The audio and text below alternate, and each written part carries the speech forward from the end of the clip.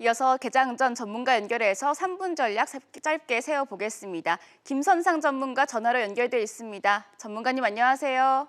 네, 안녕하세요. 네, 오늘 2월의 첫 거래일입니다.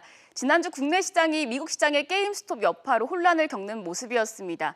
이번 주에 미국의 주요 대형주의 4분기 실적이 남아 있고요. 또 바이든 정부의 경기 부양책 기대감이 있는 상황인데 투자자들이 포지션을 어떻게 잡아야 할지 궁금해할 것 같습니다. 이번 주 국내 증시 어떻게 보시나요? 예, 일단 이제 문제는 이제 투자 심리인 것 같아요. 지금 뭐 연준의 이제 금리 동결, 그다음 이제 추가 부양책, 그다음 이제 바이든 정부의 이제 정책 등 이런 게 새 정부가 들어서 이제 기대감이 계속 증폭되는 상황에서도 주가가 이제 폭락을 한다는 거는 이제 시장에서 이제 투자 심리가 그만큼 지금 안 좋아졌다는 거죠. 네. 왜냐하면 이제 백신이 지금 공급이 되고 있지만 또 유럽에서 좀 차질이 있고 또 이제 백신을 지금 접종이 너무 더디다는 거는 아마 뉴스를 통해서 아실 거예요. 예, 그런 부분이 이제 이렇게 생각해야 되겠죠. 이제 이 백신 접종이 지금 이루어지고 있지만 백신 이제 접종률이 낮고 또 공급도 이제 차질이 되다 보니까 이거 백신에 대한 기대감이 있었는데 이거 너무 더디다. 그러면 이제 소비 심리가 또 안 좋아질 거 아니에요. 네. 그러면 이제 작년처럼 이제 코로나 때문에 이게 장기화되고 있기 때문에 심리적으로 소비 심리가 안 좋아지면 당연히 또 지표들이 안 좋아지겠구나. 이게 이제 악순환이 되는 거죠.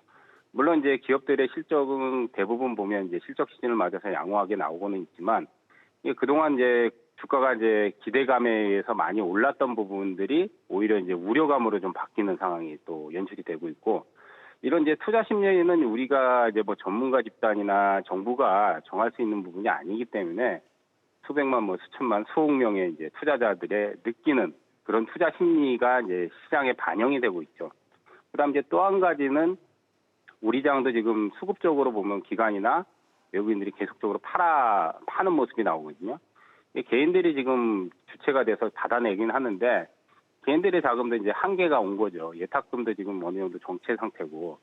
그다음 이제 또 한 가지 보면 이제 IT하고 자동차주들이 주도를 했거든요. 네. 근데 이제 코로나 이전에는 굉장히 싸게 보였어요. 근데 이건 제 개인적인 사견인데 지금은 싸지는 않아요. 왜냐하면 전체적으로 보면 IT주들을 보면 퍼가 30대, 40대가 넘어요. 자동차주도 마찬가지고. 그전까지는 삼성전자도 지금 퍼가 한 20대 좀 넘거든요. 그러면 이제 10배 미만이나 뭐 20배 이내에서는 싸다고 느꼈는데 이게 전체적으로 주가가 2배가 다 넘게 올라갔거든요. 코로나 이전 이후에서는. 그러다 보니까 싸다는 인식은 없습니다. 물론 버블 논란이 미국에서도 지금 진행이 되고 있는 상황에서 제 생각엔 버블은 아니지만 가격적으로는 싸다고 느끼는 그런 상황은 아니거든요. 그런데 이제 투자 심리가 안 좋아지고 그러면 소비 심리가 또 안 좋아질 거 아니냐 이런 생각으로 아마 투자자들이 계속 내다파는 아마 미국도 그럴 거예요. 아마 그런 심리가 작용이 돼서 지금 시장이 빠지는 거기 때문에 이 부분은 투자 심리가 개선이 되면 바로 턴을 합니다. 다만 백신 접종이 지금 더디고 공급이 차질되고 이런 부분에서는 아마 상반기에서 조금 어려움을 겪을 수 있기 때문에 이달에서는 조금 더 가격 조정이 아마 발생될 수 있는 여지가 상당히 좀 높다고 보입니다.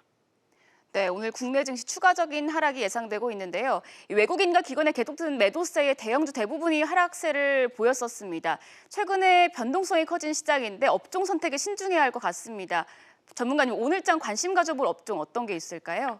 일단은 전체적으로 뭐 지금 투매가 좀 이뤄지는 부분에서 수급적으로 개인들만 받다 보니까 특히 또 요즘 신용잔고가 많이 늘었잖아요. 그러니까 이제 오전에 상승하다가 보면 오후에 그 매물이 나오면서 왜냐면 이제 반대매매 물량들이나 스탁론 같은 경우 오후에 나오거든요.